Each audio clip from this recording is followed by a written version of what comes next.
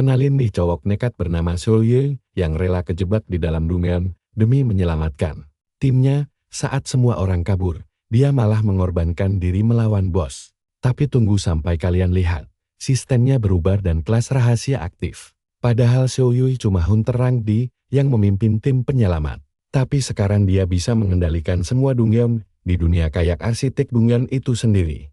Nah, tiba-tiba ada kabar mengejutkan yang langsung menyebar luas ke seluruh kota. Para hunter yang menantang gerbang bintang 6 ternyata gagal lagi. Mengingat kompetisi tahun depan sudah makin dekat, reaksi publik langsung memburuk dan kekhawatiran pun mulai menyelimuti semua orang. Persaingan dengan Jepang sekarang sudah nggak sekeras dulu. Apalagi pihak Jepang berhasil meraup keuntungan jauh lebih banyak. Satu-satunya harapan mereka adalah para rookie generasi baru yang punya bakat-bakat unik luar biasa. Hal itulah yang ditanyakan seorang pria kepada Seiyu, ketua tim pencarian dan penyelamatan kita. Tapi si abang tampan kita cuma bilang kalau itu urusan para hunter top. Tugas mereka adalah fokus menyelamatkan nyawa orang. Ya begitulah nasib mereka, para hunter dapat sorotan. Sedangkan tim penyelamat cuma dapat masalahnya saja. Pekerja biasa tanpa kemewahan, di sanalah tempat mereka. Agensi hunter sendiri kebanyakan diisi oleh para awak kenet tingkat menengah yang dibagi menjadi atlet, pengawas, dan divisi penyelamat saat situasi darurat terjadi. Dan tentu saja, jagoan kita selalu dikirim ke bagian paling menantang sebagai seorang pelacak. Nah sekarang, timnya bersiap masuk ke portal. Tugas kali ini adalah menyelamatkan anggota dari guild legendaris, dan seperti biasa, mereka harus tetap waspada. Tapi sebelum mulai, seorang pria berambut panjang mendatangi mereka. Dia adalah eksekutif dari guild Overcross bernama Beck. Berani banget dia bicara sesantai itu kepada mereka. Si Beck ini sering memaksa guild kecil masuk ke tempat berbahaya demi meraup keuntungan pribadi. Tidak peduli mereka selamat atau mati. Si tua bangka yang serakat dan egois ini adalah biang keladi dari banyak panggilan darurat. Tim kita mengabaikannya total karena ada urusan yang jauh lebih mendesak. Tapi si kakek tua bangka itu tetap sok menawarkan bantuan kepada mereka. Padahal kekacauan ini murni kesalahannya sendiri. Dan dia masih saja berniat memanfaatkan momen ini demi mendongkrak reputasi guild miliknya. Karena itu, dia ditolak mentah-mentah, si tua bangka cuma bisa melotot marah saat tim mulai pergi. Nah, perhatikan baik-baik bagian ini, karena di dalam hutan itu situasinya benar-benar kritis. Banyak korban terluka yang harus segera diselamatkan. Seorang gadis berusaha menyembuhkan temannya sambil dikepung monster. Tanpa bisa melawan, dia cuma pasrah melihat cakar monster itu merayap semakin dekat. Tapi tiba-tiba saja, di detik terakhir, dia selamat, karena kepala monster itu langsung tertebas terbang. Tubuh monster jatuh tak bernyawa. Membuat si gadis kebingungan, sampai karakter utama kita mengulurkan tangan dan memperkenalkan diri. Dia mengumumkan kedatangan tim penyelamat. Setelah membantunya berdiri, seseorang memanggil Seo dengan panik. Jalan di depan ternyata terhadang kawanan monster, membuat mereka terpaksa mencari jalan alternatif lain.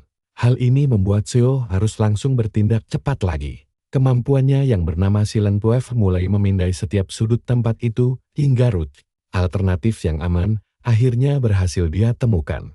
Seo langsung memberitahu atasannya. Gadis yang diselamatkan tadi bingung setengah mati saat mendadak dipanggul begitu saja oleh salah satu anggota tim. Parahnya lagi, monster-monster berbahaya mulai membuntuti mereka.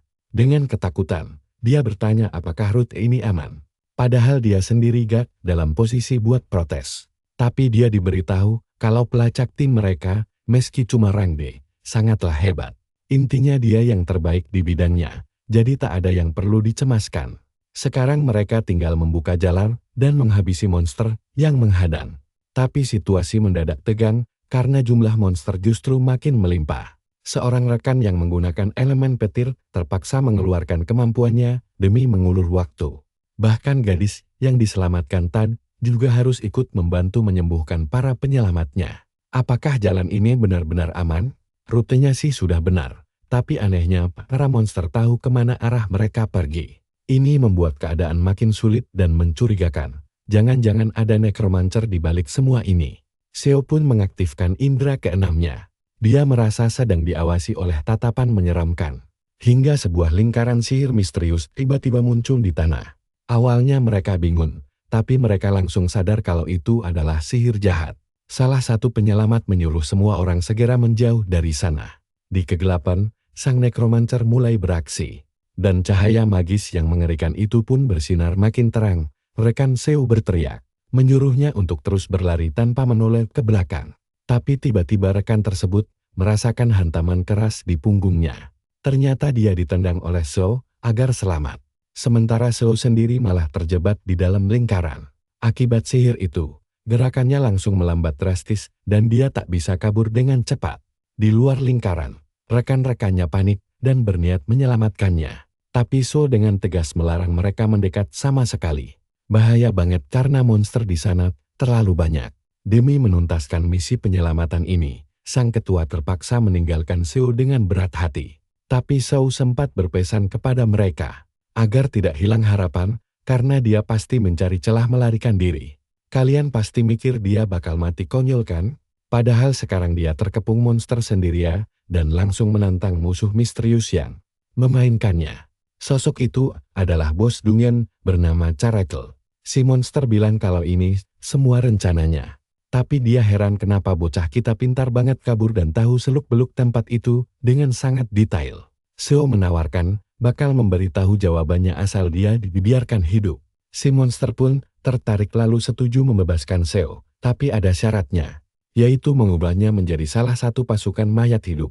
Kutukan mengerikan mulai menjalar cepat ke seluruh tubuh Seo, menyerap energi kehidupan, serta merusak dagingnya. Merasakan kekuatan gelap ini, dia mulai bertanya-tanya, apakah gertakannya tadi berakhir sia-sia belaka. Bisa saja dia menerima bantuan tadi dan keluar hidup-hidup. Tapi Seo bukan tipe orang yang mementingkan uang dibanding nyawa manusia. Padahal, dunia ini dipenuhi oleh orang-orang serakah semacam itu. Dahulu sekali, dia pernah diselamatkan oleh pahlawan sejati yang meminta maaf karena gagal menyelamatkan semua orang. Sejak momen itu, pikiran Seo kecil terpengaruh jiwa altruis hingga bercita-cita ingin menjadi sosok pahlawan penyelamat seperti dia. Seorang hunter tangguh pelindung kaum lemah, makanya dia gak boleh mati konyol di sini.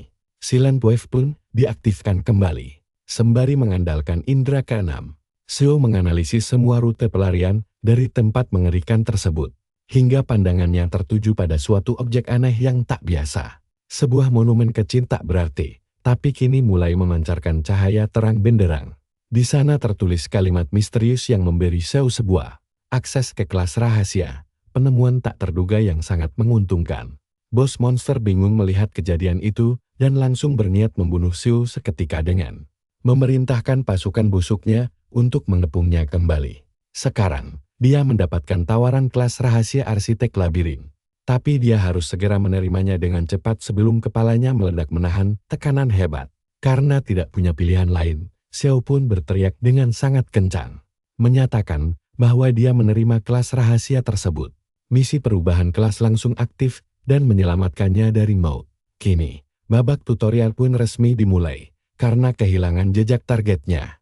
Bos Dungeon langsung mengamuk karena tepat di depan matanya sendiri. Seo lenyap tanpa meninggalkan bekas sama sekali. Sementara itu di dimensi lain, Seo mengecek jendela statusnya untuk memastikan dia telah kehilangan kelas lamanya. Ternyata tempatnya sekarang adalah zona tutorial. Demi mendapat kelas baru, dia diberi waktu 24 jam untuk mengalahkan 20 musuh, lewat bantuan fitur peta baru. Dengan kemampuan tersebut, dia bisa melihat model 3 dimensi dari lokasi sekitarnya, dan tampaknya sangat gampang digunakan. Jagoan kita ditandai titik hijau, sedangkan musuh adalah titik-titik merah. Sekarang dia paham cara kerjanya. Saatnya memulai perburuan, bagi seorang pelacak andal sepertinya. Tugas ini jelas jauh lebih mudah dari kelihatannya. Lorong-lorong gelap berkabut pun sama sekali tak menghentikan langkah jagoan kita mencari targetnya. Sembari naik level, dia kini tinggal punya waktu setengah jam dengan sisa 4 musuh lagi. Menyelesaikan tantangan, dia harus bergerak lebih cepat. Untungnya di awal tadi dia sempat merebut senjata lawan. Setelah itu, dia membantai musuh-musuhnya satu persatu secara berurutan. Awalnya Seo sangat optimis dan tak menyangka kalau waktunya bakal semepet ini. Sampai dia melihat sosok mengerikan yang mendadak muncul. Sosok menyeramkan yang mengejarnya, beda dari monster lain, makhluk ini bergerak sendiri. Xiao tahu bakal butuh waktu lama untuk mengalahkannya sendirian. Nah, kalian dan aku pasti penasaran kan taktik apa yang bakal dia gunakan. Dia harus membereskan monster lain dulu demi mengulur sedikit waktu. Tiba-tiba saja, seekor monster mengejutkan dan menyerangnya langsung. Ini malah menguntungkan karena Xiao bisa menghemat waktu. Meskipun situasinya mendadak jadi makin rumit. Nah, kalian dan aku bakal melihat kekacauan epik ini. Musuh lain ikut gabung, bikin Xiao panik sampai lupa cek peta dan tidak sadar kalau dia sedang dikepung habis-habisan.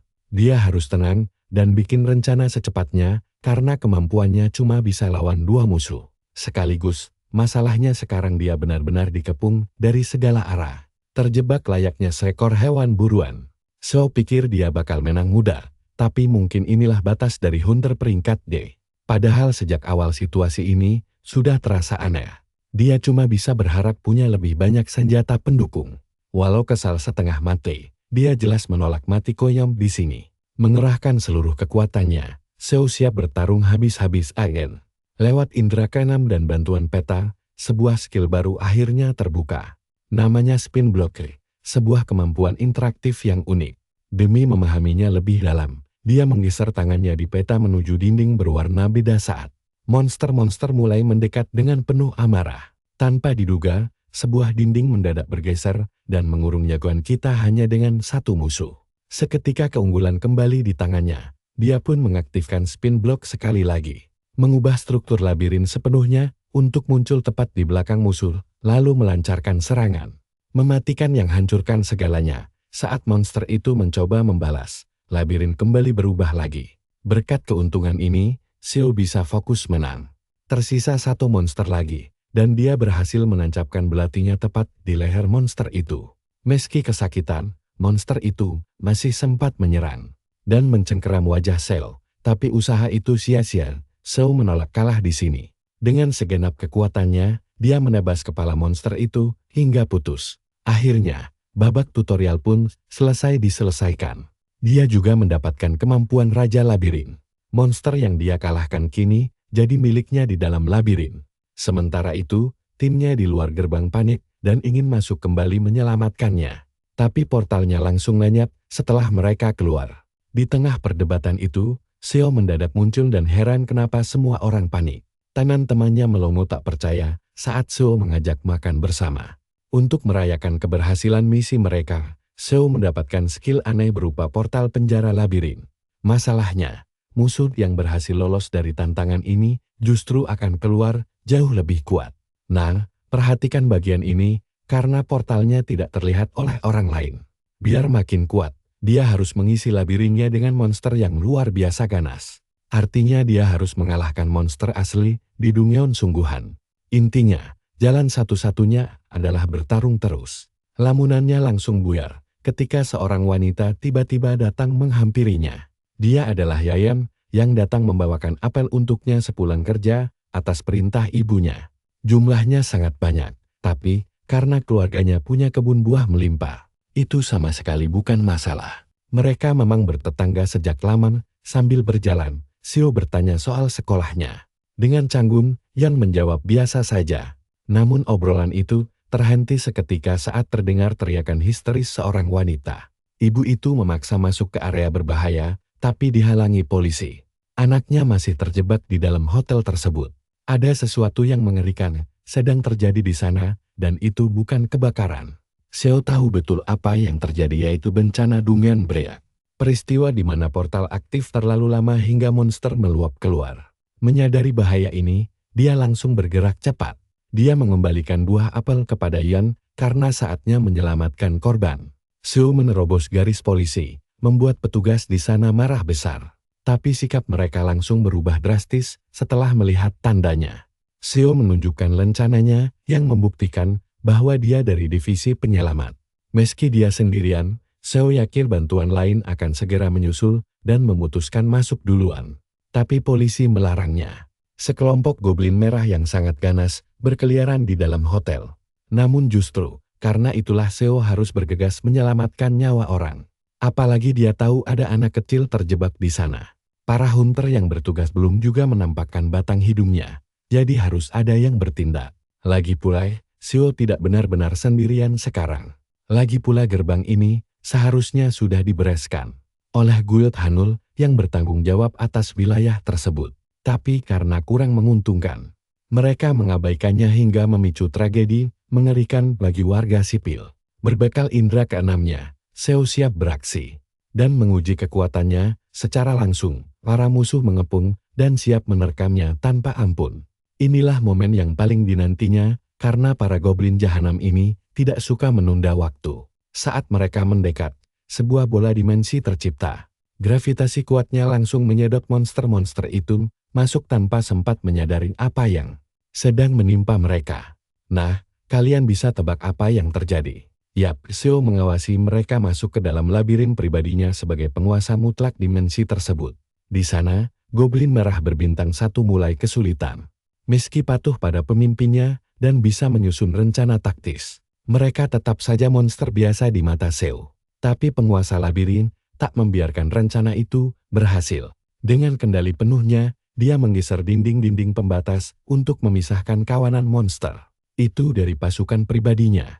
Dari sini Xiao sadar kalau para goblin mulai beradaptasi dengan labirinnya. Pertahanan tempat ini masih kuat, tapi protagonis kita tetap harus ekstra waspada dari sebelumnya. Saatnya membuat musuh-musuhnya makin menderita di dalam labirin. Sementara itu di lorong hotel, seorang anak sedang bersembunyi ketakutan dan untungnya Xiao berhasil menemukannya tepat waktu. Dia menenangkan bocah itu kalau semuanya aman sekarang. Anak itu tak percaya pemuda krempeng ini bisa mengalahkan semua monster dengan strategi menarik mereka ke dalam labirin biliknya. Langkah cerdas, karena goblin memburu manusia lewat aroma tubuh mereka. Kalau Xiao terlambat sedikit saja, bocah malang ini pasti sudah habis dimakan monster. Tapi situasi ternyata memburuk. Setengah dari pasukan penjaga labirin miliknya telah hancur lebur. Xiao segera mengantar bocah itu ke lift agar bisa selamat. Sementara dia harus tinggal untuk menyelesaikan tugasnya di sana. Saat mengamati labirin, Xiao akhirnya menemukan biang kerok kekacauan ini. Raja Goblin Merah sedang mengamuk gila-gilaan dan membantai semua makhluk di dalam sana tanpa ampun. Dia bisa saja mengirim bos labirin untuk bertarung. Tapi resikonya terlalu tinggi kalau sampai kalah. Maka Xiao memutuskan masuk langsung ke dalam labirinnya dan terkejut melihat kehancuran di sana. Mayat berserakan di mana-mana demi menyelamatkan pasukannya. Dia memindahkan salah satu dinding untuk menyeret sang Raja Goblin langsung ke hadapannya, siap untuk mengakhiri segalanya. Saat melihat musuh manusianya, Raja Goblin langsung melancarkan serangan bertubi-tubi namun gerakannya terlalu lambat bagi Xiao. Meski kelelahan, Xiao merasakan tubuhnya terasa jauh lebih ringan sekarang. Berkat level 24 yang dia capai, kemampuannya meningkat drastis. Dengan potensi hebat ini, Xiao sangat percaya diri bisa mengalahkan monster ini sendirian tanpa bantuan siapapun. Benturan kerasnya sampai menghancurkan lantai labirin. Lalu sedetik kemudian, serangan Xiao mendarat telak. Walau terluka parah, monster itu masih punya tenaga sisa untuk memukul Xiao hingga terpental jauh. Pukulannya memang sangat kuat, tapi tubuh Xiao sama sekali tidak terluka serius. Di sisi lain, sang Raja Goblin kini tak lagi bisa mengayunkan pedangnya dengan kekuatan penuh. Melihat celah emas ini, Xiao mulai memprovokasi lawannya dengan menyebutnya makhluk tak berguna yang cuma buang-buang waktu saja. Ejekan telak itu langsung menusuk harga diri tinggi sang Raja Goblin, yang kini mengamuk gila-gilaan dan berlari menerjang demi menghabisi manusia di depannya. Tapi momen kemarahan ini justru dimanfaatkan Xiao untuk menguji batas kemampuan serta fitur tersembunyi labirinnya. Mekanisme pertahanan labirin pun diaktifkan seketika. Sang Raja Goblin yang terus maju tidak menyadari jebakan maut di atasnya. Hingga pilar duri tajam meluncur deras menghujam tubuhnya dan membantainya seketika. Mekanisme pertahanan ini sangat efisien dan hanya memakan biaya 20 koin emas saja, investasi yang sangat menguntungkan di mata seorang Xiao. Sekarang, kalian dan aku tahu dia bisa pulang dengan tenang. Tapi tunggu sampai bosnya berteriak histeris di depannya. Bikin petualangan ini makin kacau. Halo guys, kalian dan aku bakal lihat petualangan gokil si Cil. Di luar, bosnya ngamuk pengen tahu apa yang dilakuin bocah nekat ini. Padahal heran kok dia bisa selamat tanpa luka sama sekali. Hal ini bikin bosnya makin cemas, karena akibatnya bisa fatal banget. Tapi perdebatan sengit mereka langsung terhenti waktu ada cowok muda yang tiba-tiba datang dan nanya, apakah mereka dari divisi penyelamat. Divisi penyelamat tersebut, si kepo ini ternyata dari Gilda Hano dan pengen ngobrol. Dengan tatapan sinis penuh kebencian. Mereka akhirnya setuju buat bicara sama orang gak bertanggung jawab ini. Pertama-tama, si brengsek itu berterima kasih atas aksi mereka di hotel, tapi langsung to the point. Dia minta mereka jangan kasih wawancara ke wartawan soal kejadian kemarin. Pihak Gilda gak mau kabar ini sampai bocor karena bisa bikin warga panik. Lagi pula, mereka rutin donasi ke asosiasi pemburu. Jadi wajar dong kalau minta imbalan, begitulah cara mereka membungkam orang pakai uang. Dan parahnya lagi, situasi makin kacau karena para pemburu ranking es ada di pihak Gilda, bukan asosiasi. Makanya masyarakat lebih percaya Gilda yang melindungi mereka. Cara Gilda memanfaatkan kepercayaan inilah yang bikin karakter utama kita langsung emosi. Sambil menepuk pundak si brengsek itu. Dia bilang dia paham pesannya, karena dia juga seorang pemburu. Lagi pula, dia sendiri gak mau kasus ini terlalu disorot gara-gara perubahan kelas barunya. Belakangan ini. Tapi hidup gak sesimpel itu. Bocah kita justru mau memanfaatkan situasi ini. Karena udah beresin kekacauan sebesar itu. Bakal asik banget kan kalau dia dapat bayaran mahal buat tutup mulut. Dia minta sponsor senilai 10 miliar won sebagai uang tutup mulut yang pantas.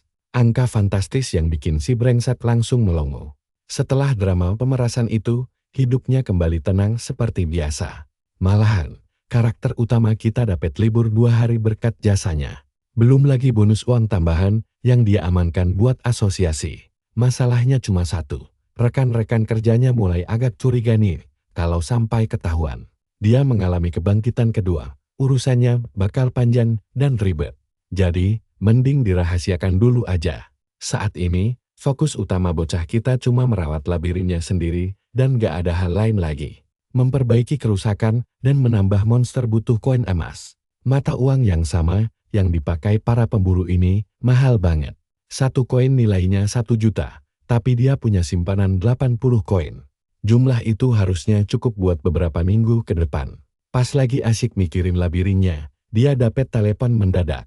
Langsung dia angkat sambil bilang lagi libur, tapi orang di seberang sana malah bilang tahu kalau dia lagi gak ngapa-ngapain di taman. Suara cewek yang mau memanfaatkan waktu luangnya buat pakai keahliannya.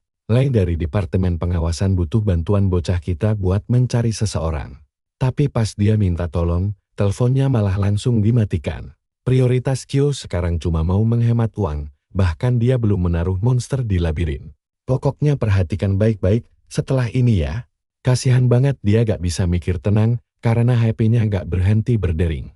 Dia suruh Le cari orang lain aja. Tapi Le membalas kalau Kyo pasti mau setelah tahu siapa target pencarian ini. Targetnya adalah Kam, dan memang bocah kita pengen banget ketemu orang itu lagi. Sosok sepopuler dia harusnya gak susah dicari. Di taman, beberapa kakak lagi asik main catur. Bocah kita juga ada di sana memperhatikan persaingan sengit para lansia itu. Tapi yang sebenarnya dia amati adalah energi dari salah satu kakek, yaitu aura merah yang cuma dimiliki oleh para pemburu kuat. Ini gak main-main. Pertanyaannya, apa kakek ini benar-benar orang yang dia cari? Penampilannya beda banget dari yang dibayangkan. Melihat anak muda itu memperhatikan, si kakek lalu bertanya, apakah dia mau ikut bermain juga? Sio menjawab kalau dia bisa main sedikit. Ini bikin kakek lainnya meminta tips cara mengalahkan kakek tangguh tersebut. Jadi, bocah kita mulai membantu. Tapi di tengah-tengah itu, indera keenamnya tiba-tiba aktif. Sesuatu melesat cepat melewati kepalanya. Rupanya salah satu bidak catur dilempar dengan tenaga kuat. Si kakek bilang dia masih bisa maklum kalau ada orang bermaksud terselubung yang mendekat. Sekarang Cio yakin dia orang yang tepat. Salah satu dari 5 pemburu ranking S di Korea Selatan. Pemburu yang bisa mengubah benda apapun menjadi senjata mematikan. Kembali ke ucapannya, kakek Kan mengatakan dia gak suka kalau permainannya diganggu. Tepat saat itu, Le muncul. Dia memang mencari sang master ini. Si kakek langsung sadar kalau mereka berdua berasal dari tim pengawasan. Hal ini membuat bocah kita mengaku kalau dia dari tim penyelamat. Kang menyebutnya sombong, tapi dia malah membalas kalau satu-satunya kekurangannya adalah punya terlalu banyak kelebihan. Si kakak menyindir kalau dia bakal jauh lebih baik jika gak banyak omong kosong. Lei berkata dia mencarinya kemana-mana, sementara Kang merasa sudah lama gak bertemu dengannya. Para murid sudah berkumpul, waktunya pergi. Jadi Kang memutuskan ikut bersamanya. Tapi Lei penasaran dan pengen tahu gimana cara Cio menemukan si kakak padahal departemen pengawasan aja gagal. Bocah kita cuma menjawab santai karena dia emang bisa. Dan sekarang dia mau menikmati sisa waktu liburnya. Tapi kalian pasti tahu kelanjutannya. Si kakek menahannya dan menyuruh ikut karena dia juga pemburu. Kang ingin menguji bocah sombong ini langsung. Semua pemburu yang bangkit punya kapasitas maksimal masing-masing. Mau sekeras apapun usaha ranking C, mereka tetaplah ranking C. Tapi sistem gak bisa menentukan segalanya. Apalagi ilmu bela diri yang rumit. Jadi, sangat mungkin untuk jadi lebih kuat lewat kemahiran memakai senjata sendiri. Itulah alasan para pemburu berkumpul di sana bersama kakek Kang. Sialnya, Ciu juga ada di tempat itu. Padahal dia lebih milih fokus mengurus labirinnya. Di sebelahnya ada murid magang yang udah berlatih di bawah bimbingan Kang selama 4 bulan. Si figuran ini termasuk pemburu ranking B yang langka. Di departemen pengawasan, Kang bilang dia punya potensi, makanya dia ada di sini. Sambil memegang pedang, Kang bertanya kepada muridnya apa yang dibutuhkan untuk menguasai senjata tersebut. Muridnya menjawab, butuh kekuatan murni dan pemahaman teknik yang mendalam.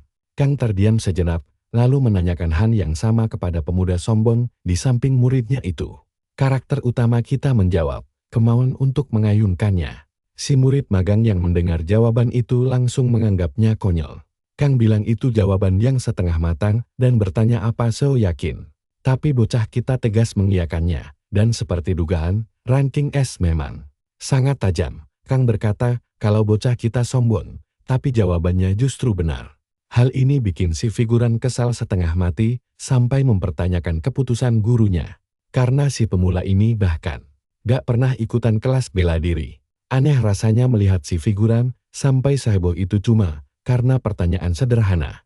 Mengalihkan pembicaraan, Kang merasa butuh hiburan, dan berniat memberikan ujian kecil. Buat mereka berdua, mereka harus membuktikan jawaban mereka lewat tes tersebut. Pertanyaannya, apakah mereka berani menerimanya? Si figuran langsung setuju, sedangkan Cio bilang dia gak terlalu tertarik dengan hal itu. Kang lalu bertanya, apa bocah kita yakin menolak?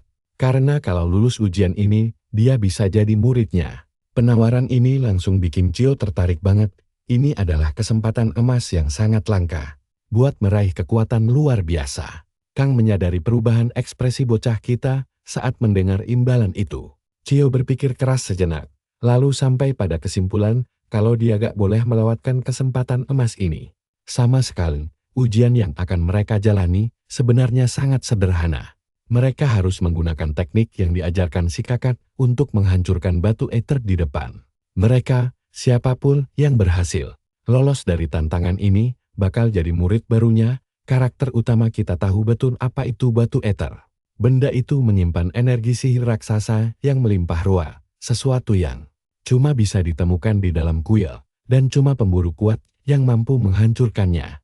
Tapi bocah kita gak tahu teknik apa yang dimaksud si kakak. Di tengah ketegangan para murid, Lei terlihat sangat yakin pada karakter utama kita yang bertekad kuat gak mau menyia-nyiakan peluang ini. Kang bilang ini saatnya menurunkan tekniknya. Kalau mereka gak merasakan apa-apa, maklumi saja kegagalan itu.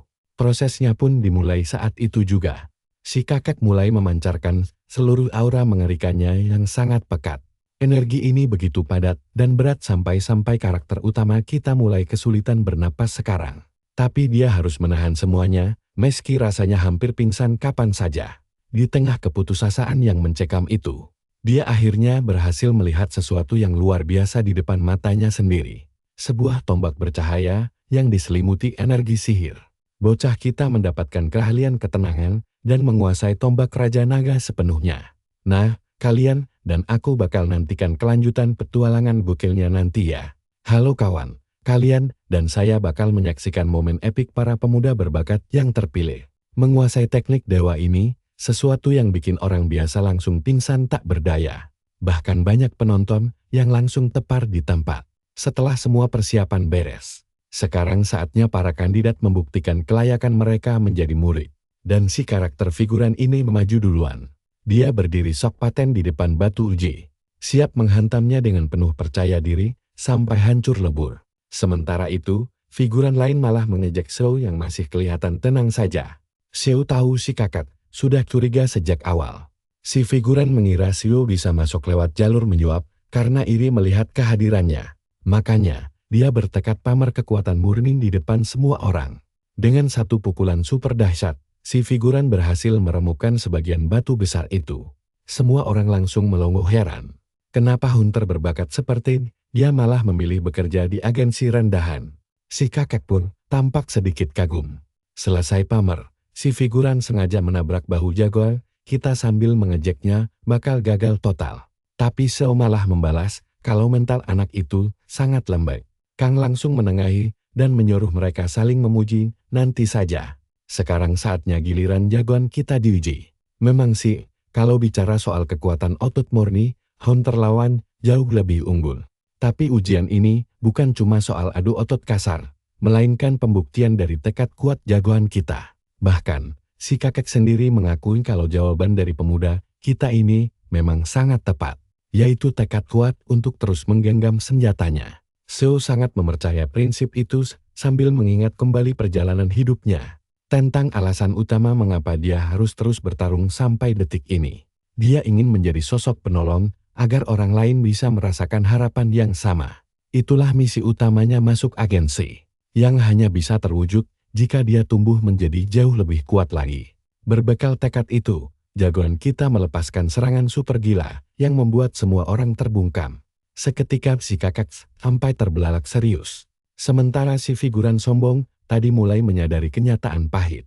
Usai menghantam batu, Xiao langsung menyindir si figuran bodoh karena posisinya kini telah direbut. Paksa, Kang menegaskan bahwa senjata dan keahlian hanyalah alat bantu. Semuanya kembali pada penguasaan diri. Untuk mengeluarkan potensi maksimal, seseorang harus mengenali dirinya sendiri. Mulai hari ini, Xiao resmi diangkat menjadi murid si kakak, yang menjadi pencapaian besar pertama dalam sejarah hidupnya. Tepuk tangan meriah dari para penonton pun mengiringi kesuksesannya. Sementara itu di sudut kota, tetangga perempuan jagoan kita sedang disudutkan dan dihajar oleh sekelompok berandalan sekolah yang kejam. Mereka benar-benar bajingan tanpa belas kasihan. Ternyata gadis ini diserang karena berusaha menolong temannya. Keputusannya menampar salah satu preman itu justru membawa petaka buruk bagi dirinya sendiri. Kini dia harus merasakan kerasnya kenyataan hidup. Mendengar kabar temannya nekat melompat dari atap sekolah hingga masuk rumah sakit, Yan langsung emosi berat. Tapi kemarahannya malah membuat para preman senang. Mereka makin beringas menyiksanya tanpa henti. Untungnya aksi kejam ini terhenti saat bawahan dari tuan muda kaya raya tiba, yang ternyata merupakan seorang hunter berperingkat B.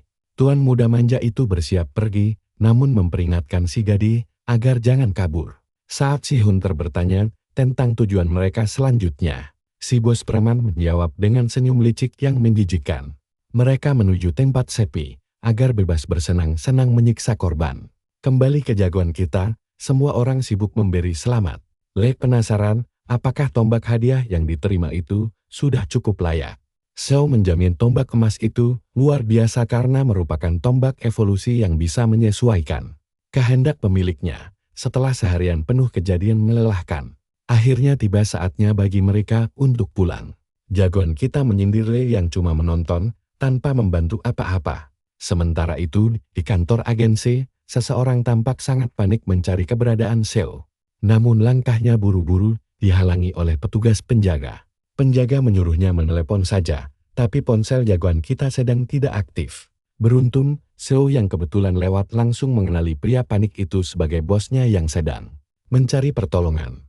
Melihat bosnya ketakutan, Xiao mulai cemas. Begitu mendengar kabar kalau Yan diculik oleh gerombolan preman kejam, kemarahan jagoan kita langsung meledak hebat seketika. Nah kawan, disinilah ketegangannya dimulai. Saat para preman itu nekat membawa Yan masuk ke dungeon berbahaya bersama sang hunter peringkat B, yang bertugas melindungi mereka dari serangan monster. Mereka pikir monster di sana lemah, karena ketakutan setengah mati Yan mencoba kabur sekuat tenaga. Sadar mangsanya lari, si pemimpin preman langsung menyuruh sang hunter untuk mengejar gadis itu. Yan tahu tempat ini sangat mematikan dan dia harus lolos. Sayang, usahanya sia-sia karena kecepatannya kalah jauh dibanding sang hunter. Dia pun hanya bisa berteriak minta tolong dalam keputusasaan. Tak ada siapapun yang bisa menolongnya di sana. Namun mendadak, insting sang hunter mendeteksi bahaya besar mendekat. Dia langsung menyuruh semua orang mundur demi keselamatan mereka. Serangan itu datang secepat kilat. Walau sang hunter berhasil menangkis, salah satu preman langsung tewas bersimbah darah. Hal ini membuat sang ketua gemetar ketakutan melihat mayat temannya. Sadar situasi makin kritis, sang hunter menyuruh tuannya kabur karena monster lebah neraka yang sangat ganas telah muncul. Sementara itu, jagoan kita juga telah tiba di hutan terkutuk ini. Sambil menghabisi kawanan lebah pengganggu, Seo terus mencari lokasi penyekapan Yan. Rekannya di agensi sempat memberikan koordinat akurat dan memperingatkannya agar tetap waspada. Selama pencarian berlangsung, bagi Seo, bahaya adalah makanan sehari-hari. Berada di dalam area tersebut membuat jagoan kita sadar kalau tempat ini terlalu berisiko. Apalagi wilayah ini merupakan bekas lokasi jebolnya Dungyan. Kawasan terisolasi ini sudah tidak layak huni karena dikuasai monster. Walau level monster di sini tergolong biasa saja, jumlah mereka yang sangat banyak membuat area ini mustahil dimasuki manusia normal. Ditambah lagi, tanpa kekuatan kebangkitan, orang biasa pasti langsung mati di sini. Sadar nyawa yang terancam, Seo harus bergerak secepat mungkin menembus kepungan monster. Kalian pasti berpikir dia bisa lewat dengan mudah, kan? Nyatanya gerombolan lebah raksasa terus-menerus menyerangnya tanpa henti sejak pintu masuk. Memaksa jagoan kita memutar otak. Dia sengaja memancing monster-monster itu masuk ke dalam labirin buatannya. Meski kawanan lebah sempat ragu mendekat, Seo tetap sabar menunggu hingga mereka benar-benar masuk perangkap mautnya. Seo harus berlari lebih jauh lagi agar bisa meluncurkan serangan tombak mematikan. Namun, bertahan di posisi ini terlalu lama justru akan membahayakan keselamatan dirinya sendiri. Labirinnya mulai kewalahan menampung musuh yang masuk. Terus menambah monster ke dalam sana hanya akan menghancurkan pertahanannya. Karena kalah jumlah adalah masalah terbesar jagoan kita. Untuk mengatasinya, Seo memakai rencana cadangan darurat. Berdiri di dekat sumber air, dia membuka portalnya kembali, lalu melepaskan ledakan energi dahsyat ke arah musuh-musuhnya. Dia siap mengakhiri kekacauan ini dengan cepat. Portal labirin itu seketika menyedot aliran air dalam jumlah besar, menghanyutkan para goblin malang yang terperangkap di dalam koridor labirin tersebut. Banjir bandang dadakan itu langsung menyapu bersih kawanan monster hingga tewas seketika. Seo sadar mengeringkan genangan air raksasa ini nanti bakal sangat merepotkan. Tapi tidak ada pilihan lain. Setidaknya situasi sekarang jauh lebih kondusif. Di bagian hutan lain, gerombolan preman tadi lari, terbirit-birit ketakutan karena kawanan monster terlalu banyak, bahkan hunter peringkat B pun kewalahan. Tuan muda kaya itu terus memakai dan mengatai pelindungnya tidak berguna. Di tengah kepanikan, saat mereka mencoba kabur, para kroko preman itu tewas mengenaskan satu demi satu. Hingga tersisa sang hunter, Tuan muda Rewen, dan Yan saja. Monster-monster kelaparan itu makin beringas menyerbu, membuat si hunter kewalahan menghadapi musuh sekaligus tuntutan majikannya. Dalam kondisi kacau tanpa perlindungan, si tuan muda penakut malah tega menjadikan tubuh Yan sebagai tameng hidup. Beruntung, sebelum bencana terjadi, monster di depan mereka hancur berkeping-keping. Si bajingan berteriak panik bertanya, siapa penolong mereka? Yang tak lain adalah jagoan kita. Nah kawan, kita semua tahu, inilah saatnya pahlawan kita beraksi membantai para penjahat. Kalian dan saya tahu merekalah yang membawa Yan ke sini secara paksa. Tapi begitu melihat tokoh utama kita datang, Yan langsung merasa lega. Begitu juga dengan jagoan kita yang melihatnya aman walau menangis. Melihat reuni ini, si brengsek langsung memanfaatkan momen. Dia minta segera dikeluarkan dari hutan dan berjanji akan membayar mahal. Yan menyuruh jagoan kita mengabaikan si bodoh itu dan pergi saja tanpa dirinya. Tapi, menanggapi hal itu, karakter utama kita malah meminta maaf. Tanpa banyak bicara, dia langsung memukul leher gadis itu hingga pingsan. Dia bilang ini akan selesai cepat. Si brengsek pun panik karena tidak paham maksudnya. Xiao bilang dia mau melakukan sesuatu yang sebaiknya tidak dilihat temannya. Ketakutan setengah mati, si bocah manja bertanya, apakah jagoan kita tahu siapa dia? Padahal Xiao sudah tahu kalau berandal ini adalah anak dari Menteri Kehakiman yang sangat berpengaruh. Tapi dia juga manusia sampah yang sudah terlibat kriminal sejak kecil. Dia selalu lolos hanya karena punya banyak uang tanpa merasa bersalah. Si brengsek malah bangga dengan semua itu. Hingga sebuah tendangan mendarat di tulang keringnya. Wajahnya langsung meringis kesakitan, lalu tersungkur di tanah. Dia sadar ini baru awal. Dia tidak akan bisa lolos dari situasi ini hanya dengan uang, karena uang tidak bisa membeli harga diri jagoan kita. Tapi sebelum dia diberi pelajaran, pemburu bayaran itu malah ikut campur Xiao. Sadar hiburannya bakal makin seru. Kembali percaya diri, si berandal yakin dia bakal aman. Karena pemburu agensi biasa tidak mungkin bisa mengalahkan pemburu peringkat B. Namun, karakter utama kita mampu menahan semua serangannya dengan mudah. Ini sudah cukup menjadi alasan baginya bertindak. Pukulan pertama jagoan kita ke si pemburu langsung berakibat fatal. Ini mulai membuat pemburu peringkat B itu cemas. Harusnya dia tidak terdesak seperti ini. Dia mulai curiga, apakah Xiao benar-benar cuma pemburu agensi biasa. Pertarungan makin gawat. Karena dia harus menghadapi tombak. Dia mencoba mendekat untuk menyerang karakter utama kita. Namun, usahanya sia-sia belaka.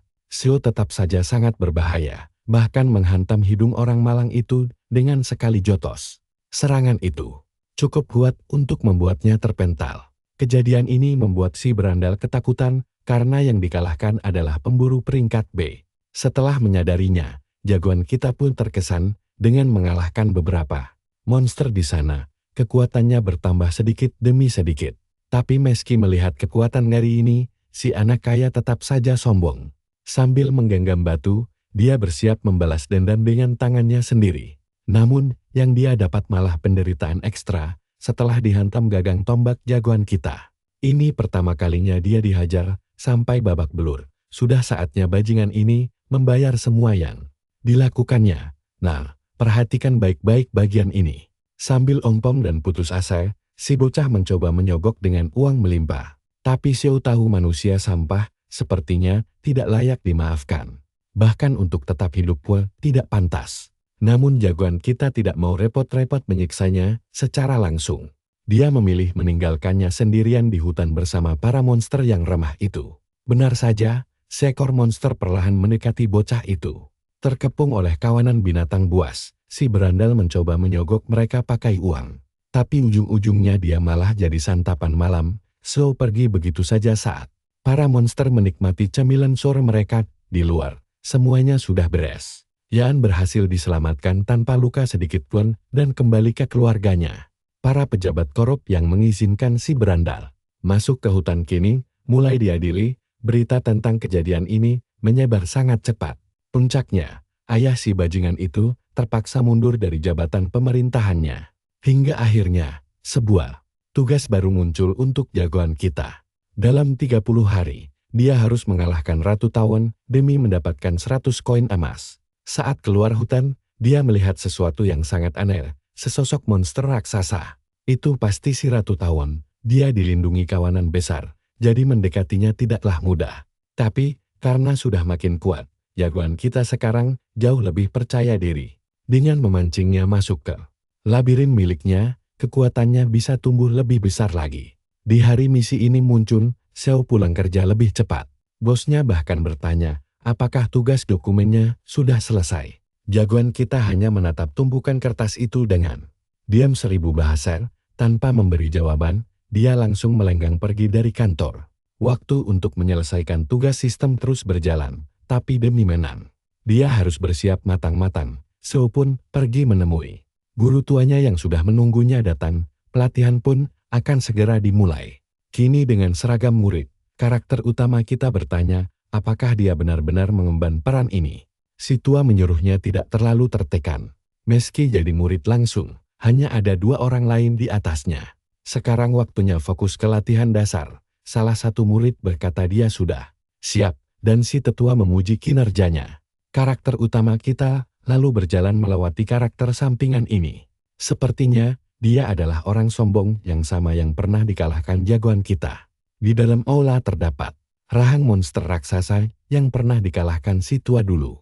Itu monster pertama yang hampir merenggut nyawanya. Sang guru bahkan masih memiliki bekas luka pertarungan itu di punggungnya. Kini saatnya menunjukkan apa yang harus jagoan kita lakukan. Si kakek mulai mengerahkan seluruh energinya. Semua tenaga ini dikeluarkan hanya untuk membuka rahang makhluk mematikan tersebut. Ternyata itu hal yang sangat sulit dilakukan. Begitu dia melepas pelindung tangannya, rahangnya langsung menutup rapat lagi. Coba kalian bayangkan betapa herannya jagoan kita melihat kekuatan mengerikan si kakek tua ini. Kini giliran karakter utama kita untuk mencoba. Xiao tahu dia sudah sekuat pemburu peringkat B, tapi dia sadar belum tentu bisa menyamai gurunya. Meski begitu, tidak ada salahnya mencoba sekuat tenaga. Mengamati perjuangan jagoan kita, si kakek menyadari hal yang tak terduga. Rahang monster itu tetap tertutup rapat. Padahal latihan ini ditujukan khusus untuk meningkatkan kekuatan fisik. Jadi, jagoan kita harus terus mencoba. Tapi dia harus tahu satu hal sekarang. Dia baru boleh melanjutkan latihan jika berhasil membuka rahang itu. Kasihan sekali, sepertinya tidak akan mudah. Melihat usaha jagoan kita, si karakter sampingan yang sombong itu makin yakin kalau semua ini cuma kepalsuan. Sudah 2 tahun dia berlatih keras di akademi ini dan berhasil mengasah kemampuannya melebihi siapapun, semua demi menjadi murid langsung. Namun takdir berkata lain, posisi itu malah direbut jagoan kita, orang asing yang antah berantah. Setiap memikirkan itu, si karakter sampingan merasa diperlakukan tidak adil. Pagi itu saat tiba di akademi, dia disambut pemandangan tak biasa. Jagoan kita ternyata sudah sibuk menyapu seluruh area karakter sampingan. Melihat jagoan kita datang sangat pagi, dan meski hari libur, dia tetap menjalankan rutinitasnya. Xiao juga meminta agar diajak bicara santai saja walau statusnya adalah seorang murid langsung, namun si sombong tetap memilih berbicara formal. Meski dia kagum melihat area yang sudah bersih total, dia meminta Xiao berhenti menyapu agar murid kelas bawah tidak merasa sungkan. Tapi jagoan kita merasa pembagian tugas kaku seperti itu tidak perlu. Karena selagi ada waktu luang, dia ingin membantu sebagai murid langsung. Dia enggan memanfaatkan hak istimewanya karena semua orang di sini berlatih bersama. Sikap teladan jagoan kita ini justru membuat si karakter sampingan makin jengkel. Selama 2 minggu berikutnya, Xiao konsisten mencoba membuka rahang monster itu, berlatih lebih giat dari siapapun meski punya kelebihan status. Dia tidak memanfaatkannya untuk kepentingan pribadi, bahkan bisa berteman akrab dengan semua orang di sana, bahkan di waktu senggang.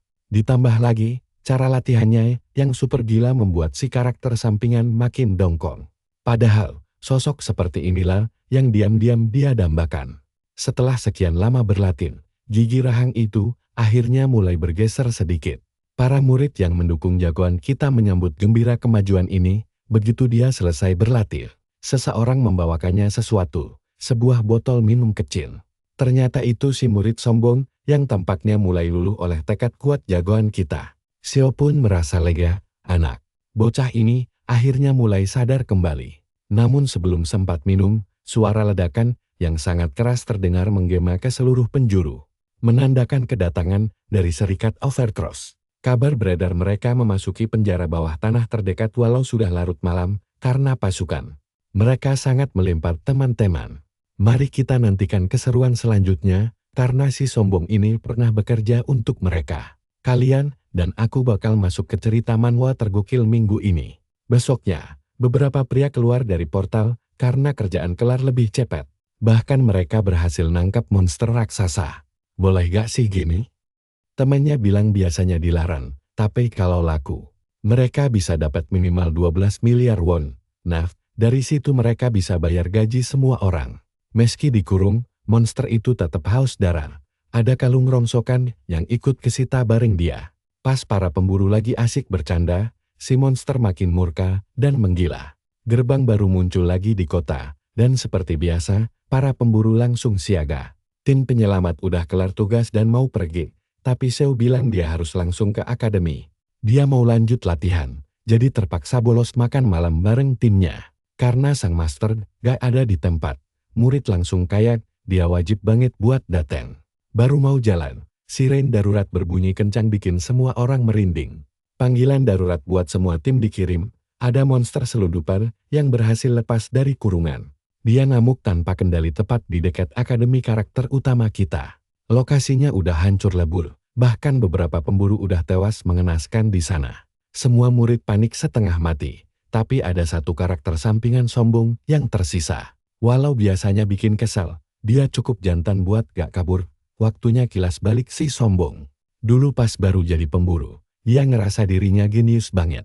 Pikiran itu bikin dia jemawa sampai sering dapat fasilitas mewah. Hingga akhirnya dia ditinggal sendirian begitu saja. Dia cuma dianggap sampah yang gampang diganti. Disitulah dia paham kejamnya dunia ini. Tapi dia menolak percaya kalau semua orang itu jahat. Sampai akhirnya dia diselamatkan seseorang. Orang itu dari tim penyelamat. Makanya dia mutusin buat bertahan demi bantu sesama dan bikin dunia lebih baik. Modal tekad itulah yang bikin dia kuat bertahan 2 tahun di akademi. Sebenarnya sekarang dia udah lemes banget, berdiri aja susah. Tapi dia harus ngulur waktu sekecil apapun. Tubuhnya hampir hancur lebur dihajar hantaman monster menggila itu. Nah, perhatikan baik-baik bagian ini. Tiba-tiba ada yang jebol atap dan mendarat tepat di atas kepala monster itu. Karakter sampingan kita kaget pas ngeliat siapa yang datang. Ternyata itu si karakter utama kita. Bermodal kekuatan labirin misteriusnya, dia siap beresin kekacauan ini. Gak butuh waktu lama buat narik si monster ke dimensi lain. Di sana, jagoan kita cuma bisa lari. Tantangan kali ini emang kelewat berat. Monsternya kuat banget, sampai bisa hancurin dinding labirin dengan mudah. Wajar aja kalau dia level tinggi. Lawan sendirian jelas cari mati. Tapi Shao punya taktik seru. Dia langsung nutup jalan keluar lorong itu. Lalu manggil semua monster peliharaannya buat maju nyerang membabi buta. Sekarang jagoan kita tinggal cari celah pas musuhnya sibuk. Masalahnya, kekuatan monster itu gak ngotak. Sekali pukul, beberapa peliharaan Shao langsung mampus berkeping-keping. Bahkan labirinnya juga ikutan jebol. Dengan pertahanan segitu, Shao gak bakal dapet celah.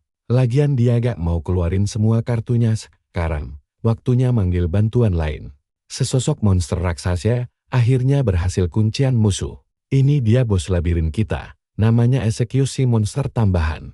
Tapi sayangnya, semua usaha eksekusi berakhir tragis. Mukanya malah bonyok dihantam musuh tanpa ampun. Kasihan banget dia gak kuat nandingin kekuatannya. Tapi setidaknya ini ngasih celah buat jagoan kita nyari titik lemah lawan. Shao pun siap tancapin tombaknya ke bagian tubuh monster yang paling sensitif. Teriakan kesakitan menggema kencan, eksekusi juga menjerit pas matanya coba dicolok musuh. Dan beneran dicolok, sampai muka eksekusi hancur. Karena bos labirin kalah, Shao gak bisa manggil monster lagi di sini. Dia harus menangin duel ini secepatnya. Kalau gak, urusan bakal makin runyam. Waktunya aktifin jebakan yang tersisa. Ratusan anak panah langsung melesat dari langit ngincar si monster. Ork raksasa itu coba bertahan. Kalian ngerasa juga kan, kalau kemenangan udah di depan mata?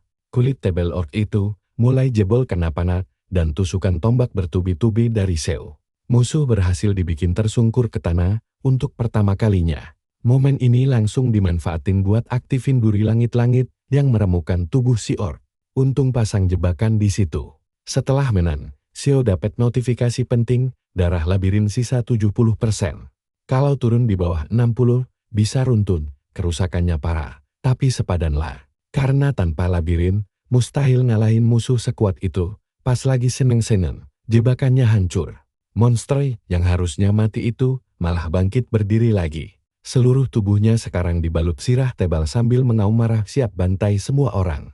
Shao sadar lawannya ulet banget. Dia harus seret pertarungan ini keluar. Sebab labirinnya udah mau roboh.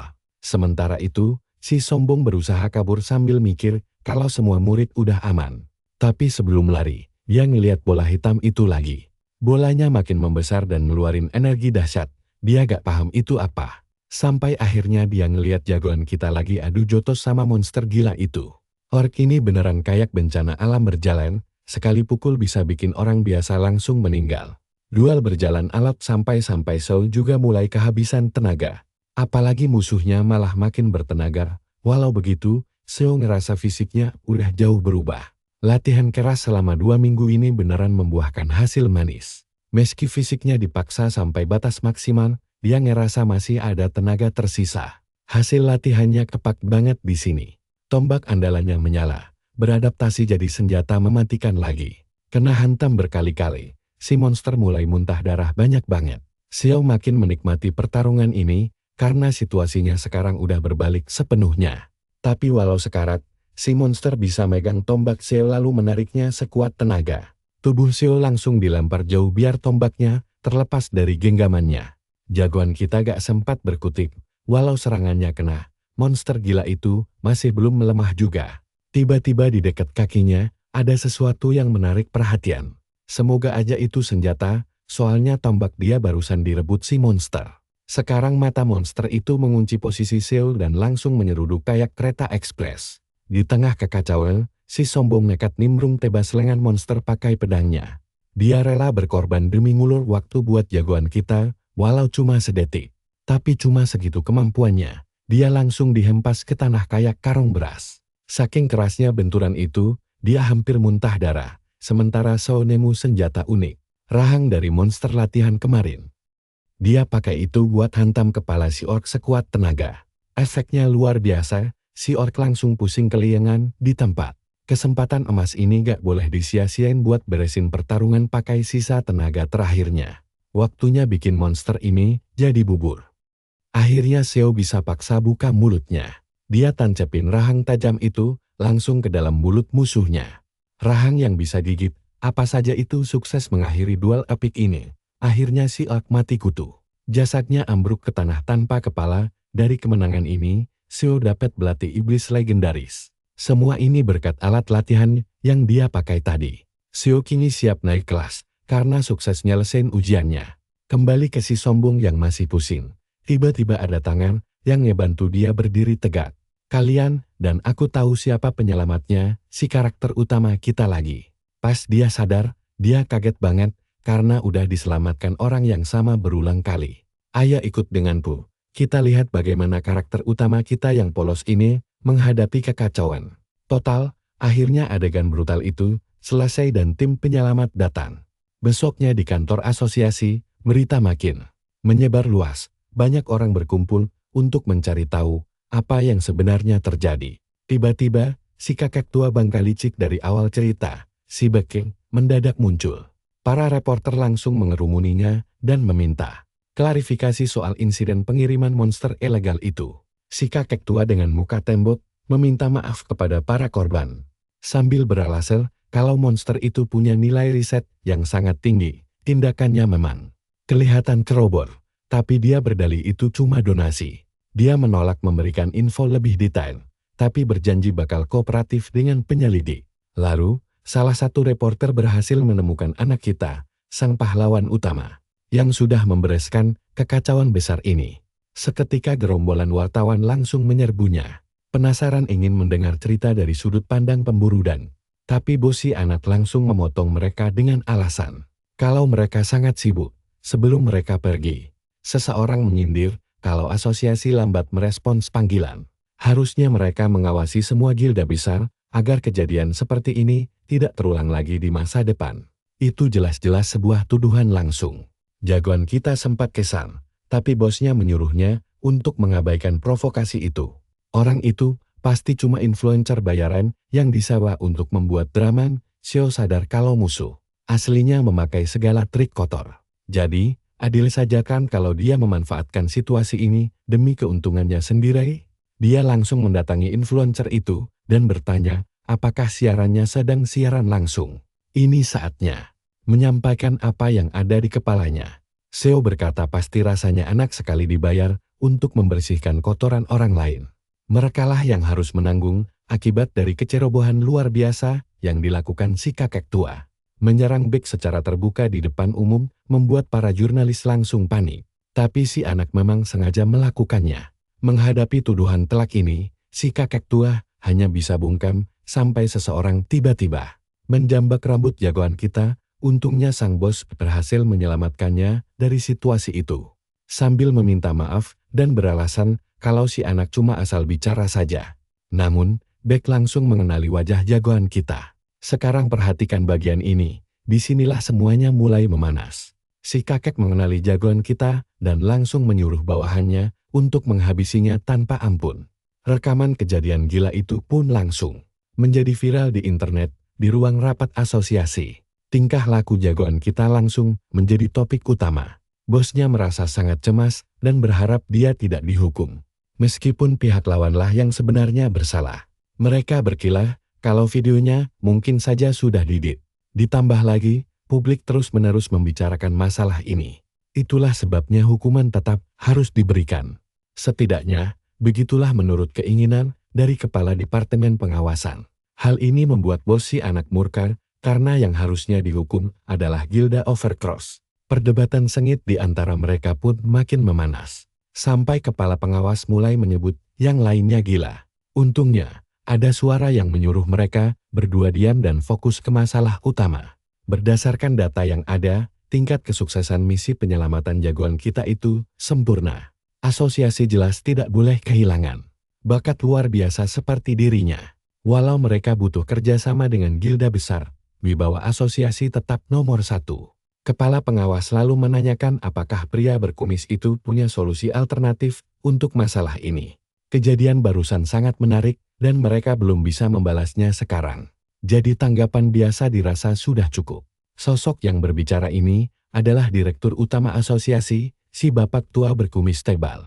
Jagoan kita sedang berdiri di depan sebuah ruangan. Setelah mengetuk pintu dan dipersilakan masuk, dia mendapati dirinya berada di ruangan direktur berkumis tebal itu.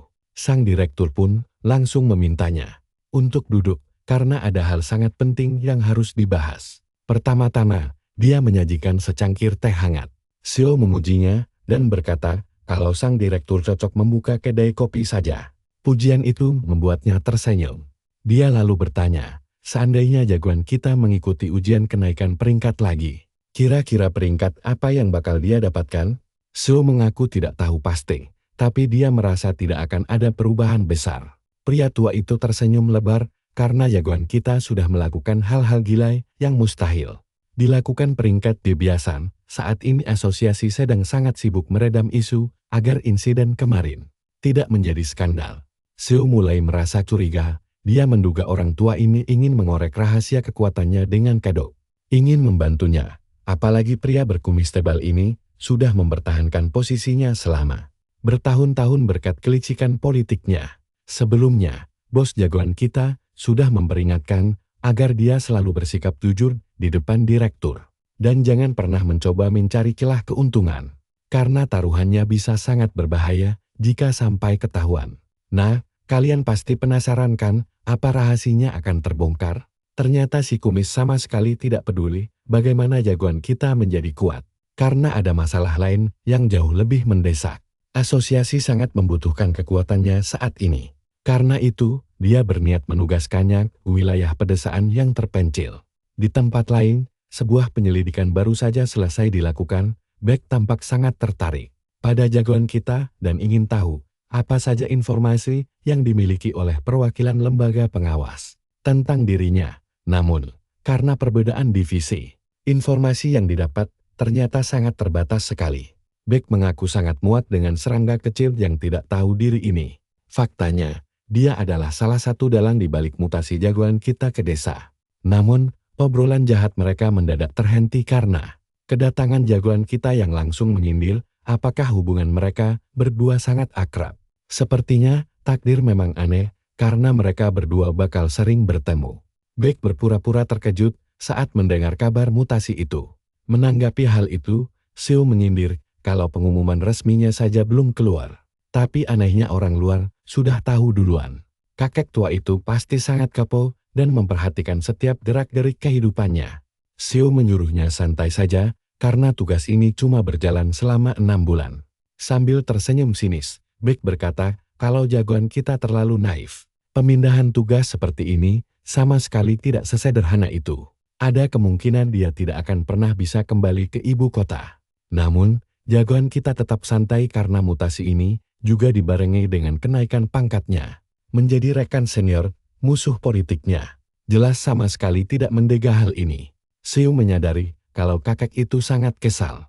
Tapi dia terpaksa menahan diri dan mengucapkan selamat secara formalitas.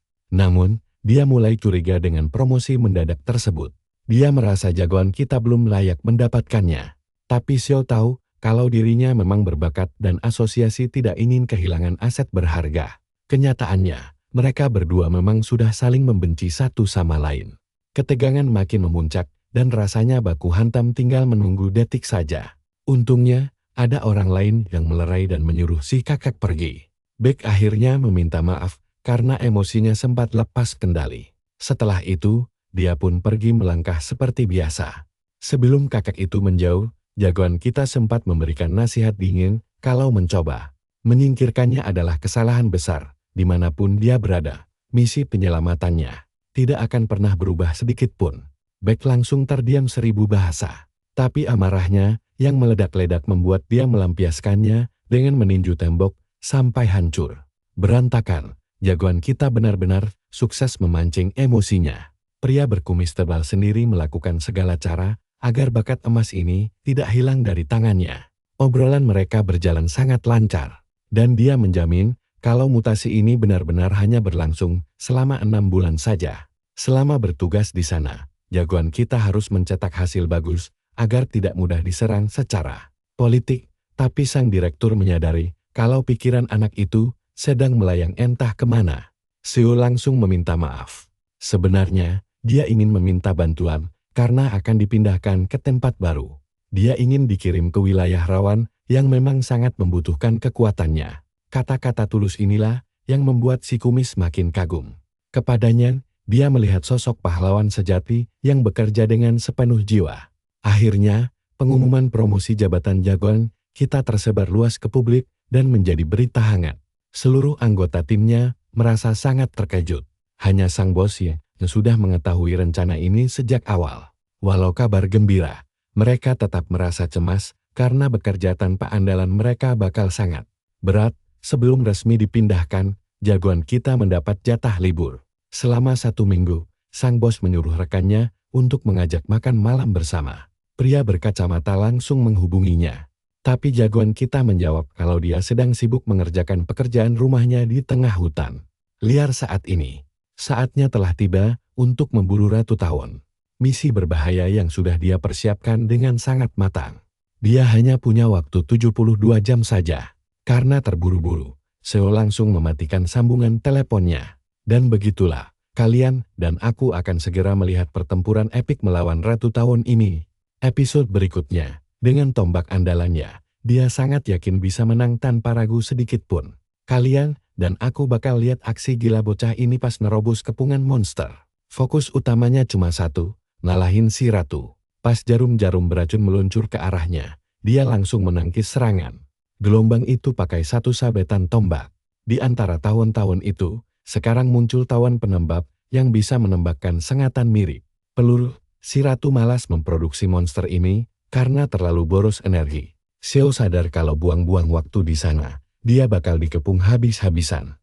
Makanya, sekarang saatnya pakai kekuatan labirin buat memindahkan makhluk-makhluk menyebalkan itu masuk ke dimensi pribadinya. Karena jumlah mereka tidak terlalu banyak, mereka pasti langsung kena jebakan. Ditambah lagi, gravitasi dari bola labirin bikin tawon-tawon lain kesulitan buat terbang dengan bebas. Jalanan langsung bersih, buat si karakter utama mendekati sarang. Dia terus maju tanpa menoleh ke belakang, menebas gerombolan tawon itu. Tapi tiba-tiba saja, pola gerakan musuh berubah. Mereka mulai berkumpul membentuk kelompok besar. Akhirnya, Xiao bisa melihat si Ratu dengan matanya sendiri. Ternyata si Ratu sudah tahu serangan bakal datang, makanya dia sudah bersiap-siap. Sikap si Ratu bikin bocah kita ini merasa tersanjung. Tapi tenang, dia juga punya rencana matang sendiri. Monster di labirinnya bisa diproduksi ulang, dan ini jadi strategi andalannya. Kini saatnya dia masuk ke labirin lagi, menghilang dari pandangan para tawon. Tapi rencana aslinya bukan cuma sembunyi, melainkan memaksimalkan potensi penuh dari bola dimensi ini. Hal ini bikin dia bisa berpindah posisi dengan sangat cepat. Sekarang dia sudah berhadapan langsung dengan Ratu Tawon, siap mencabut nyawanya demi menyelesaikan misi ini. Xiao sadar monster itu merespons kehadirannya dengan mengeluarkan feromon demi memanggil pasukannya. Kembali, Untungnya indera keenam bocah kita langsung aktif, membuatnya refleks menghindari serangan mendadak. Rupanya makhluk inilah yang dipanggil si Ratu Tawon Penjaga, benteng pertahanan terakhir sarang itu. Monster ini luar biasa kuat dan butuh banyak energi untuk dihidupkan. Si Ratu pasti sudah frustrasi, tapi kehadiran musuh ini justru bikin dia makin semangat. Dia tahu satu hal, setelah monster ini tumbang, mengalahkan si Ratu bakal gampang banget. Makanya dia berniat melempar monster itu ke labirin. Dengan jalan yang sudah bersih, dia siap menghabisi si Ratu. Tapi di luar dugaan, rencananya gagal total karena dia malah diikuti. Dia harus bertahan dari serangan mendadak monster yang harusnya terkurung itu. Nah, kalian perhatiin baik-baik, tanahnya sampai hancur lebur karena benturan keras itu. Kepala Seu bahkan nyaris terpenggal oleh kapit raksasa si Tawon Penjaga. Situasi mendadak jadi rumit banget. Monster itu ternyata pintar karena rela memotong lengannya sendiri, biar tidak terhisap ke labirin. Ditambah lagi, kekuatan fisiknya benar-benar di luar nalar. Saat posisinya terkunci rapat, Xiao melihat si Ratu mendekat untuk menghabisinya. Hal ini bikin dia kesal, padahal aslinya dia sangat percaya diri. Dia pun memakai labirinnya sekali lagi. Untung saja skenario terburuk berhasil dicegah. Sekarang semua monster terseret masuk ke dimensi labirin. Walau bukan ini rencana awalnya, dia yakin hasilnya bakal tetap sama saja. Kalau monster-monster itu bergerak sembarangan, mereka pasti kena jebakan yang sudah dirancang Shou dengan teliti. Berkat kemampuan kelas rahasianya, pertarungan ini bakal terasa jauh lebih mudah, karena dia bisa bebas mengendalikan labirin. Jebakan pertama langsung aktif, menembakkan ribuan anak panah ke arah monster yang terpanggil di sana. Tapi Shou terkejut, karena musuh-musuhnya ternyata masih segar bugar tanpa luka sedikit pun. Namun kali ini, serangan panah datang dari segala penjuru arah. Tubuh si Tawon Penjaga pun langsung tertembus sampai bolong-bolong.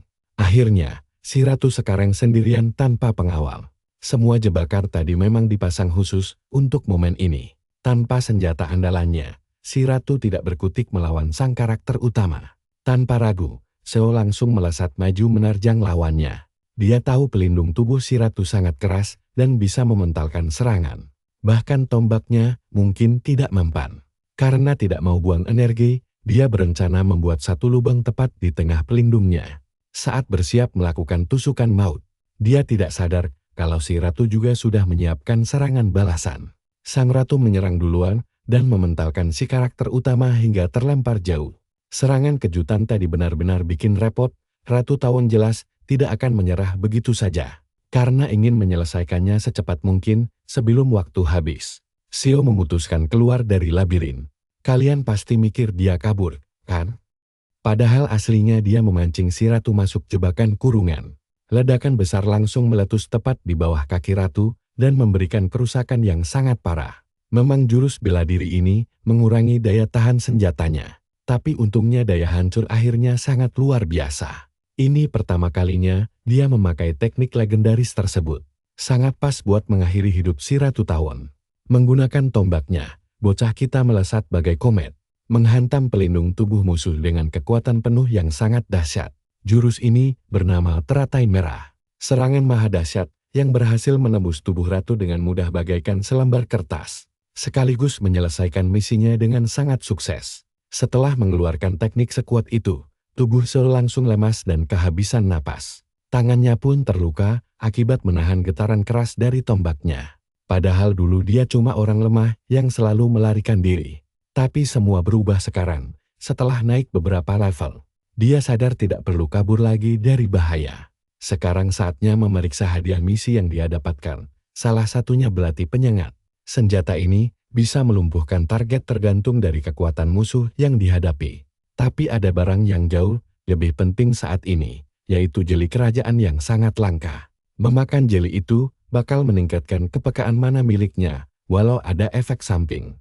Tiap kali jebakan aktif, mananya akan terkuras. Biar jebakannya makin banyak, dia butuh pasokan mana yang besar. Karena tidak punya pilihan lain, dia langsung memakan jeli tersebut.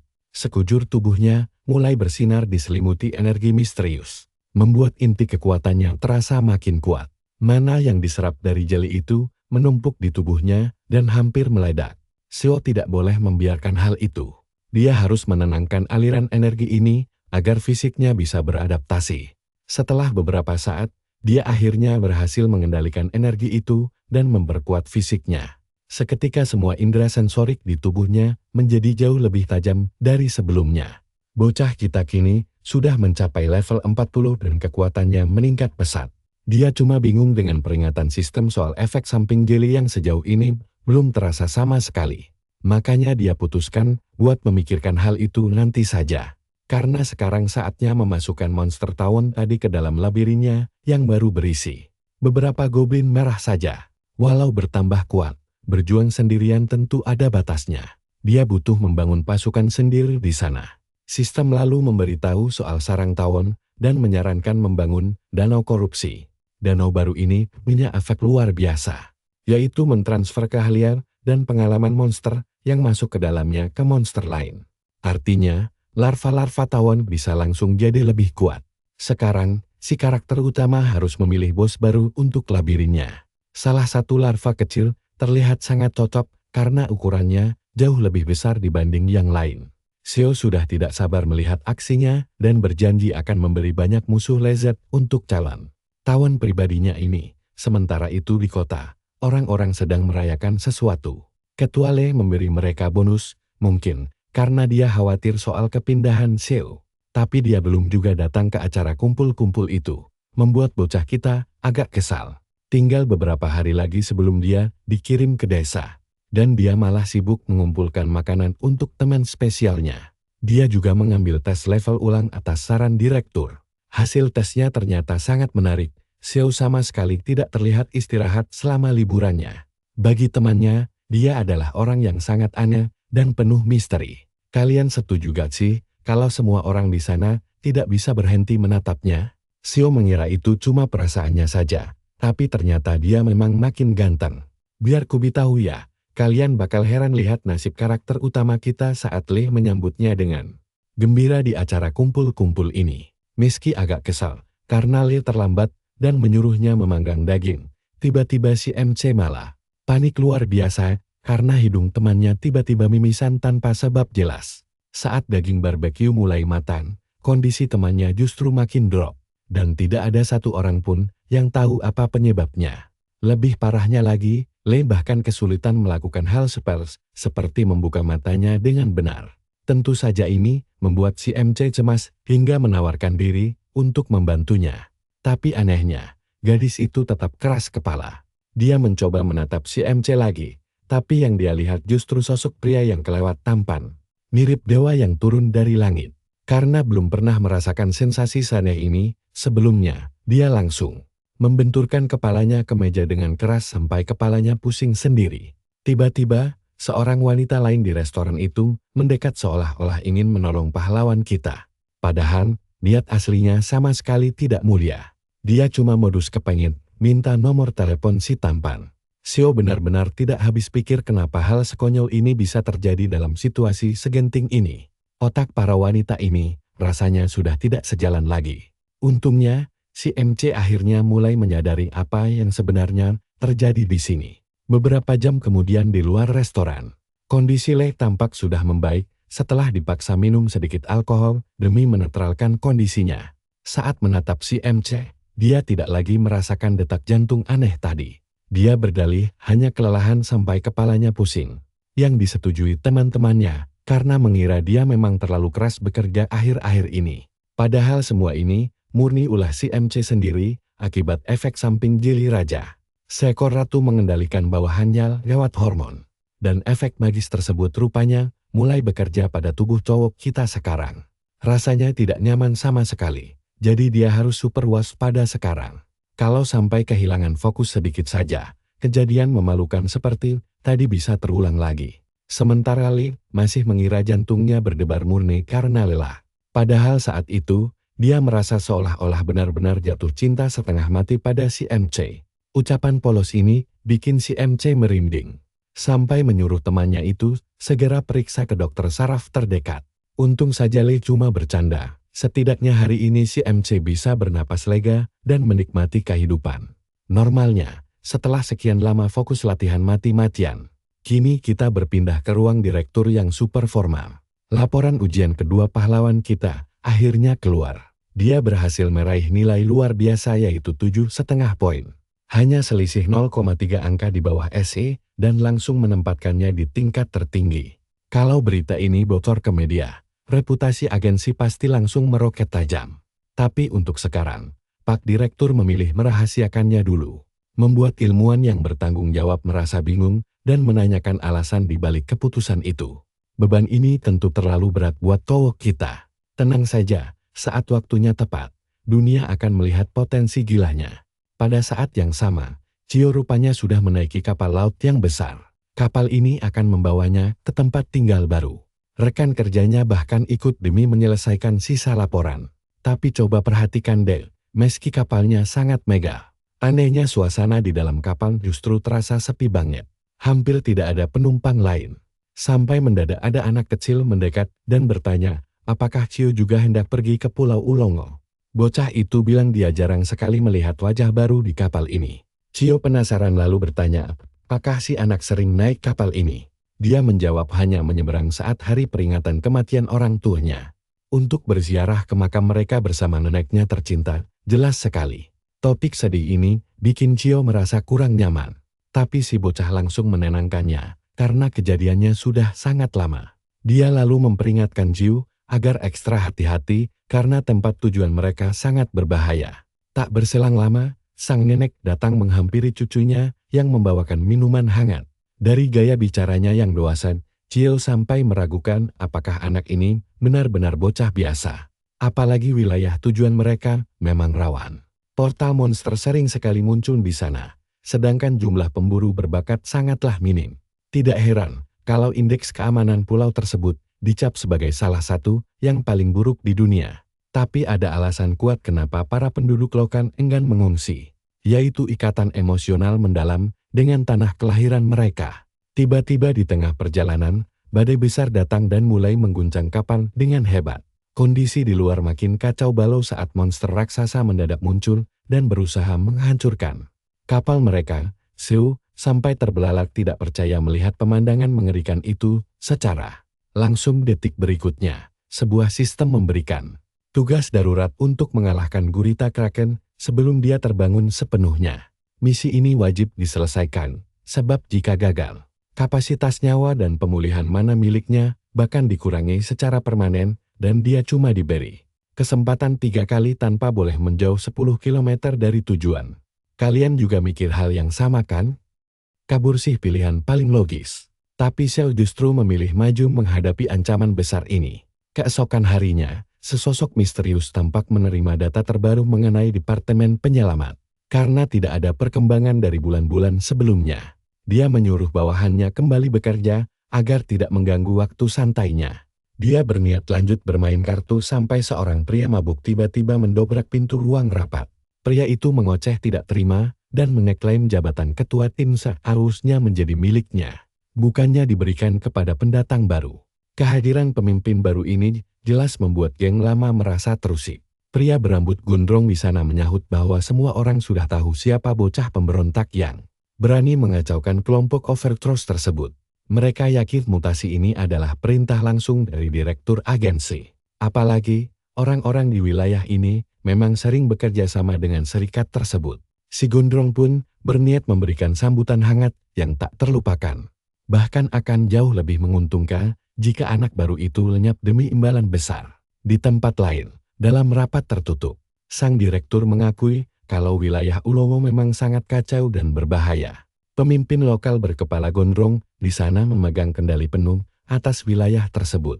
Dia sangat korup dan sering merampas batu mana hasil buruan. Tapi mereka tidak bisa begitu saja memecatnya, karena krisis petarung hebat di sana. Saat Cio bertanya apakah ada ancaman lain, direktur menjelaskan bahwa meski tahu tentang korupsi itu, kelompok tersebut adalah satu-satunya yang menjaga pulau tetap aman.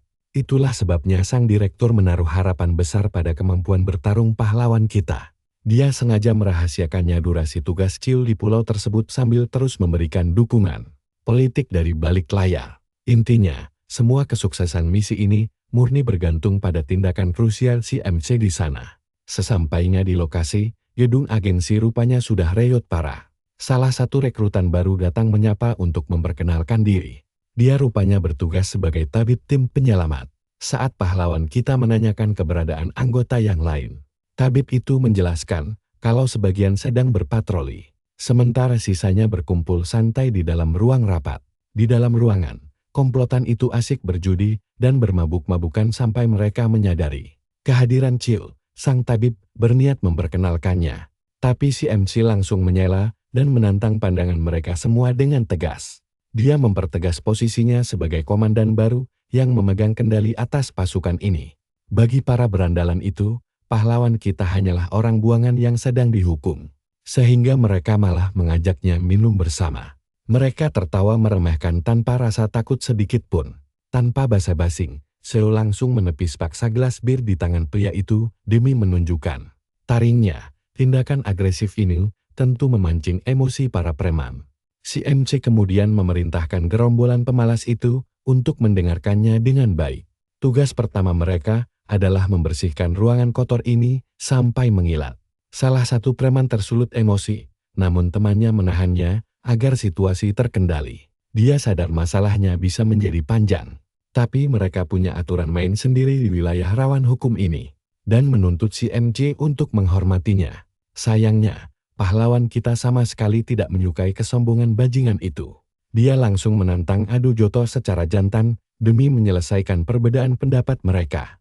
Aturannya mudah, jika kalah dia tidak akan mengganggu lagi, tapi jika dia menang, semua wajib tunduk tanpa bantahan. Mendengar itu, para preman malah tertawa terpingkal-pingkal membayangkan nasib buruk si anak baru.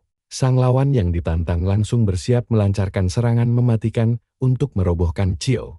Hanya dalam satu kali hantaman saja. Sial baginya, dia kalah kuat dan kalah cepat dibanding targetnya. Chiu menghajar wajah preman itu dengan satu pukulan telat yang menerbangkan tubuhnya bagai selembar kertas. Korban malang itu beruntung rahangnya tidak patah. Gigi-giginya masih utuh, dan kalian bisa tebak kan?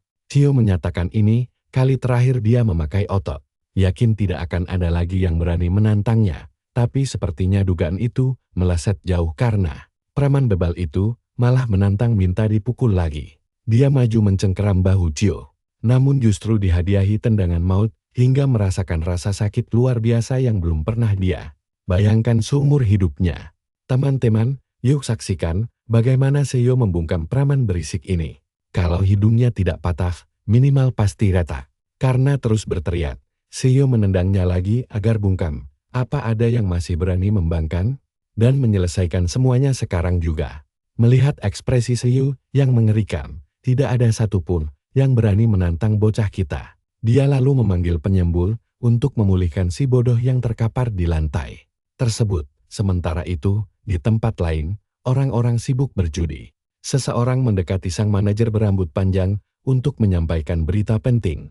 Meskipun si manajer sebenarnya sangat benci diganggu oleh siapapun saat bersenang-senang, namun karena berita ini sangat darurat, pria itu terpaksa membisikkannya secara langsung. Sontak saja wajah sang manajer langsung pucat pasi. Sementara itu, Seo mulai melatih para anggota tim penyelamat dan menegaskan agar mereka fokus sepenuhnya pada pekerjaan. Sayangnya, rekan-rekan Seo tampak kurang tertarik. Seo langsung murka dan menuntut jawaban tegas, hingga akhirnya mereka serentak menjawab siap. Nah, disinilah letak keseruannya. Perhatikan baik-baik. Seo menjanjikan kenaikan gaji sebesar 15% karena risiko wilayah yang berbahaya. Hal ini langsung membuat semangat kerja mereka kembali membara. Karena memang sudah sepatutnya mereka mendapat bayaran lebih di zona maut ini. Namun, untuk mewujudkannya, mereka harus patuh pada Seo. Dia pun menyuruh semua orang bersiap menghadapi hari esok yang menarik. Kabar gembira mengenai kenaikan gaji ini akhirnya sampai ke telinga sang manajer berambut panjang, yang kini datang menemui protagonis kita. Seo menjelaskan bahwa dia adalah utusan khusus yang dikirim dari ibu kota ke wilayah tersebut. Si rambut panjang lalu bertanya, apakah anak buahnya menyambut Seo dengan ramah. Seo menjawab sambutan mereka sangat hangat, terutama si idiot berhidung patah yang sudah berusaha sangat keras untuk mengujinya. Sekarang tinggal melihat apa tujuan si rambut panjang datang kemari. Dia berdalih hanya ingin berkunjung ke sektor kekuasaannya dan memperkenalkan diri sekadar untuk menawarkan bantuan jika kelak dibutuhkan oleh Seo. Namun, Seo langsung menolak mentah-mentah kerjasama dengannya. Pria itu cuma tahu main kartu seharian tanpa peduli kekacauan di agensi. Padahal, tempat ini sudah resmi diklasifikasikan sebagai